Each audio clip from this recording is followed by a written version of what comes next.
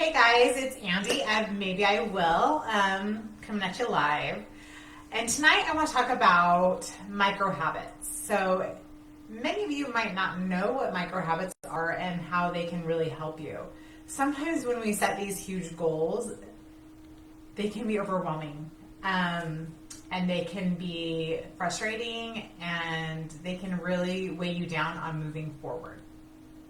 So back in January, I wrote a really long article about micro habits, and it answered a lot of these questions. But I thought right now, as so many of us are at home and we're really getting a chance to kind of look at our lives, look around and see like what's comfortable, what feels like, I think we're getting a really good idea of the things that we want to keep in our lives and the things that we are wanting to get rid of in our lives. And as we are looking at these things that need to be changed, it can be overwhelming as to where to start. So micro habits are a fantastic way to hardwire your brain and start creating new pathways to make goals a reality. There is a fantastic book called Atomic Habits, and it's by James Clear. And he goes into the real nitty-gritty science of all this, but really, when we create micro habits, we start making a new habit path so that we kind of get like a cheat sheet to getting to our goals. So let's say that you want to set a goal of running. Setting a goal of running 1 mile a day can be very, very, like it's a thing that you'll probably do a couple times and then you'll get winded, you'll get tired, and having to think about running a mile after you've done it a couple days is probably going to be very hard. I've been there. I used to tell people all the time, like, if you see me running, I either stole something or I'm being chased. Either way, you better call the cops. But when I first started running, I decided that I had to start somewhere. So my goal became, I'm going to run to that street lamp. If that's all I can do, that's all I can do. That's what I'm going to do. So I would put my shoes on and I would go outside and I would run to the street lamp. And then I would kind of obsess. How do I feel? Can I run further? But my goal wasn't to run for a mile, a half mile, a quarter mile. It was just to run to that post. So every day, no matter what, I knew I could at least put on my shoes and run to the post. But what happened was I would usually run after I decided I wasn't going to die. That took a little bit. I would run beyond the post. And then from there, I would run to the next post. And then to the next post. And to the next post. And then what became a trigger of I'm just going to go run to the street post became something that was totally doable and usually would allow me to do even more. So when you're setting a goal, whether it be to run or to work out or to start eating healthy, whatever it is, even if it's like business related or a personal goal in your life, organization, you can always strip it way back down to a tiny, tiny micro habit that you can start and you can commit to every day. So a good micro habit would be, if you want to eat more protein shakes instead of like a big heavy breakfast, you want to start having a protein shake every morning day, maybe a micro habit would be to put your blender out on your counter so that you see the blender. I hate having things on my counter, but my blender is on my counter so that I remember and I see it to make a protein shake. So it's setting these little triggers for ourselves that help make healthy habits that much easier to move along and to get there. So let's say you want to start learning guitar. So maybe a micro habit for that would be that you put your guitar out in the place that you're going to practice. So when you walk by, you see your guitar and it triggers you to play the guitar. And then when you're done, you put it back in that spot where you know you'll be triggered to pick it up and to practice. So, or I am a big person. This is a habit I love doing, is I put alarms on my phone so that certain times of the day I'll remember to do something. So like at 9 o'clock, I'm like, have I drank so many ounces of water? And if I haven't, that's a great time for me to get caught up. Or like at 3 o'clock, did I take my supplements for today? Oh, I haven't. That will remind me to get in and get those taken. So, guys, we're lazy. Our brains are super, super lazy. That's good and that's bad. What's good about it is we can use our laziness to our benefit. So if we know we're lazy, how can we use that for us? We can do things that make things easier for us so that we can start building out these habits. So one of the things I tell my clients if they're just starting out in fitness is the only goal I want you to set is to put on your sneakers every day or put on your workout clothes, just getting in the gear, and then drive to the gym. That's it. Because everyone can at least drive to the gym, right? And then once you're there, and now that first week you have just gotten into the habit of just getting to the gym. In this case, most gyms are closed. Maybe it's just putting on your sneakers and grabbing some dumbbells at your house or whatever it is that you are like going for a walk. One thing I think we've learned is that there's several ways to get a great workout in right at home. You don't have to go to a gym. But if that's what you like to do, I know a lot of gyms are starting to open back up, make it a goal of just going to the gym. And then after that, the next week, the goal is to go inside and work out for 5 minutes. And then 10 minutes, 15 minutes, so you can work yourself up. It's what most people do when they set goals is they set these crazy, crazy goals and they will do them for a couple days. And then it's just such a daunting task because they've set such a lofty goal that it's hard to continue that momentum. But if we can set these tiny little micro goals, ones that you can do no matter what, then it's super easy to continue to build on that tiny little bit of momentum and continue to grow and build those habits so that you can get to where you need to be. So if you're struggling and you're just feeling super overwhelmed right now, try to break down what it is you want to accomplish down to a couple micro goals. And start with those micro goals and then build on those micro goals every day. Or micro habits, whatever you want to call them. Anyways, that's something that has really helped me a lot in my life is building upon these tiny habits.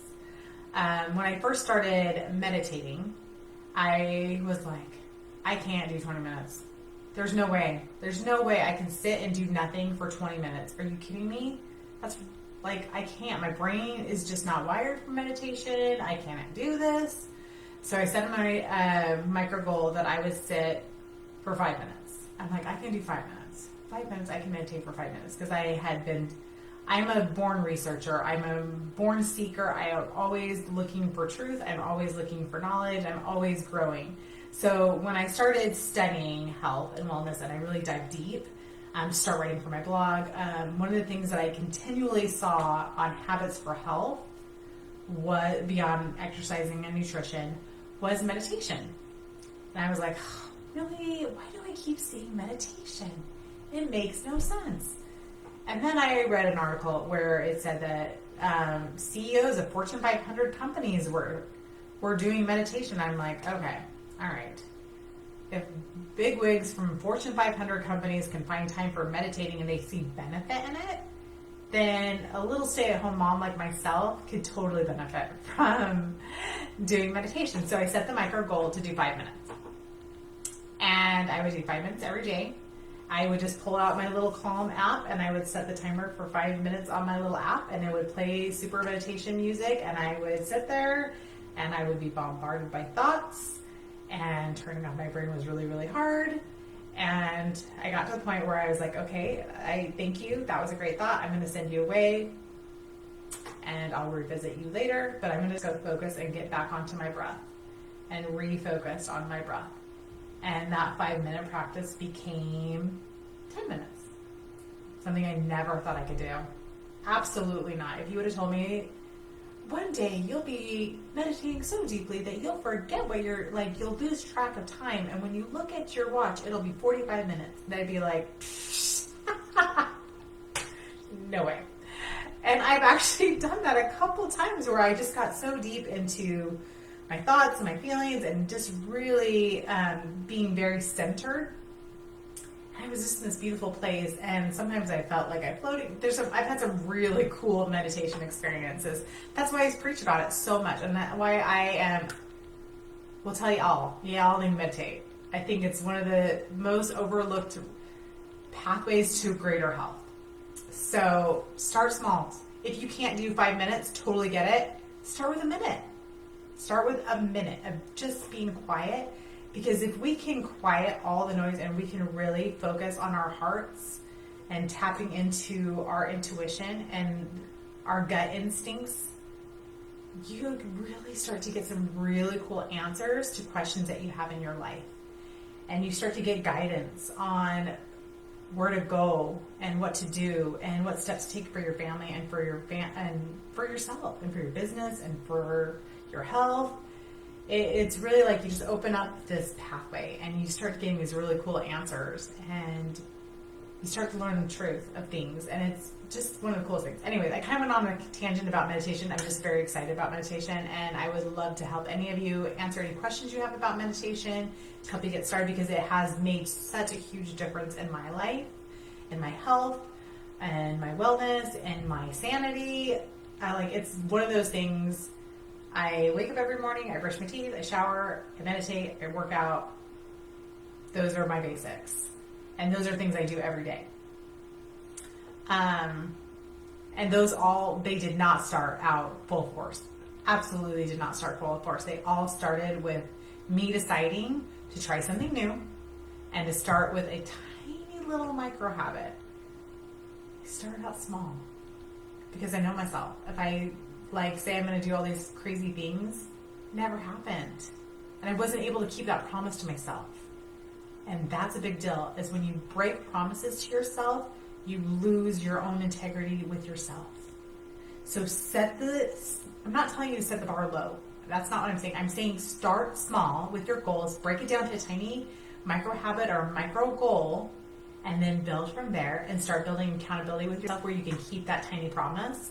And then you build up a little bit more and a little bit more. And then you start building that ability to keep promises to yourself and to increase your integrity with yourself. Because I know most of y'all are women, but I do have some men in there.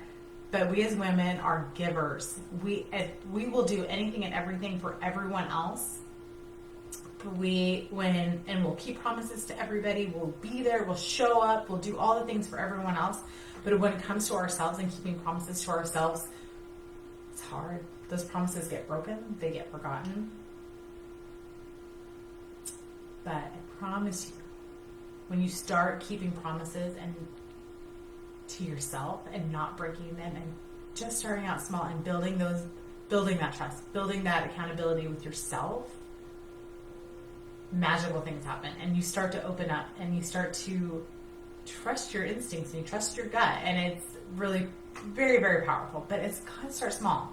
You got to start building that trust from the very tiny little seed, whatever it is. If it's just putting on your shoes to work out, if that's what you can do that. I know some of us are even having a hard time getting out of bed in the morning. Maybe it's just getting out of bed in the morning and saying, I'm going to try today. Whatever it is, wherever you are in your life, look at what your life is and decide to make a small change that will get you going in the right direction. Whatever the big goal is, break it down and start with these tiny little micro habits so that you can build upon those and get to where you want to be. So those are my thoughts for today. I love you all. Thanks for joining me. I know I saw a couple of you popping in on there, and I really do. I appreciate all of you getting on here. I love doing these videos. I love chatting with you. I love seeing your comments and your questions, and I will continue to show up for you every day. New micro habit for myself, to answer your questions and to be there for you. If there's anything at all I can do to help, shoot me a DM or email me at andy@maybeiwill.com, and I'd love to answer any questions you guys have. Have a great rest of the evening, and I love y'all.